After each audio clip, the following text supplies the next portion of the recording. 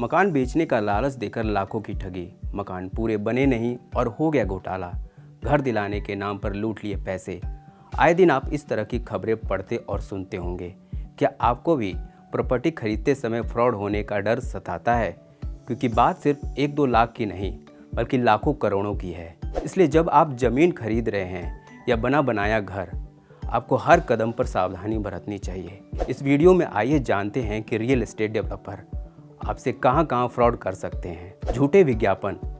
हम सुंदर सुंदर फ्लैट और उनके आसपास का एरिया देखकर अट्रैक्ट हो जाते हैं।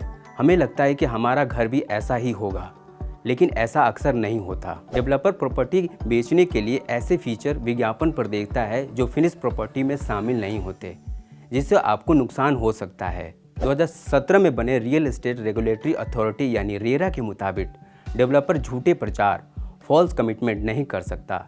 रेरा कहता है कि डेवलपर द्वारा दिए जाने वाले विज्ञापन पर रेरा रजिस्ट्रेशन नंबर होना चाहिए। प्रोजेक्ट में देरी। कई बार बिल्डर्स प्रोजेक्ट को समय पर पूरा नहीं करते। जिस डेट को प्रॉपर्टी डिलीवर होनी थी वो तारीख बीतने के बाद भी प्रोजेक्ट तैयार नहीं होता। इससे बायर को फाइनेंशियल लॉस उठाना पड़ता है। लेकिन क्या आप जानते हैं, रेरा कानून कहता है कि अगर डेवलपर प्रॉपर्टी समय पर पूरा नहीं देता तो उसे बायर को जुर्माने के तौर पर भुगतान करना होगा। साथ ही इसमें 3 साल तक की सजा का भी प्रावधान है। बिल्डअप और कारपेट एरिया में धोखाधड़ी। कई बिल्डर्स बायर को बिल्डअप, सुपर बिल्डअप और कारपेट एरिया की गणित में उलझाकर ज़्यादा चार्ज कर लेते हैं। जैसे किसी बायर ने 1500 वर्ग फीट का पेमेंट किया है तो उन्हें केवल 1100 या 1200 वर्ग फीट का यूजुअल कारपेट एरिया दे दिया जाता है। लेकिन रेरा ने इस पर रोक लगाई है। अब प्रॉपर्टी केवल कारपेट एरिया के आधार पर बेची जा सकती है।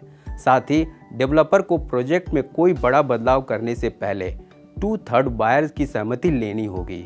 मटेरियल की क्वालिटी में हेरफेर। मिलावट के इस दौर में कंस्ट्रक्शन में क्वालिटी न मिलना हर बायर के लिए चिंता का विषय है। सीमेंट, सरिया और दूसरे मटेरियल की क्वालिटी कैसी है? क्या बिल्डिंग का स्ट्रक्चर टेढ़ा तो नहीं है? एक बायर घर खरीदते समय ये सभी बातें सोचता है। रेरा कानून कहता है कि प्रॉपर्टी खरीदने के 5 साल के भीतर किसी भी तरह का स्ट्रक्चरल डिफेक्ट आता है तो डेवलपर को उसकी मरम्मत करनी होगी। सभी क्लियरेंस का ना होना। घर खरीदने पर हमें कई क्लियरेंस की ज़रूरत होती है, जैसे नगर निगम से clearance, environment clearance, safety clearance. कई बार बिल्डर प्रोजेक्ट के सभी क्लियरेंस नहीं लेता, कुछ ही क्लियरेंस लेकर ही मकान बेच देता है। रेरा कहता है कि हर बिल्डर को अपने प्रोजेक्ट को रेगुलेटर के पास रजिस्टर करना होगा। साथ ही सभी क्लियरेंस लेने के बाद ही उन्हें प्रॉपर्टी बेचनी चाहिए। इसलिए अगर आप बायर हैं और घर खरीदने वाले हैं तो सतर्क रहना बेहद ही ज़रूरी है। हमेशा ईमानदार और भरोसेमंद डेवलपर के पास जाएं, पूछताछ करें, समय लें, ड्यू डिलिजेंस करें और अलग अलग प्रोजेक्ट की तुलना करें।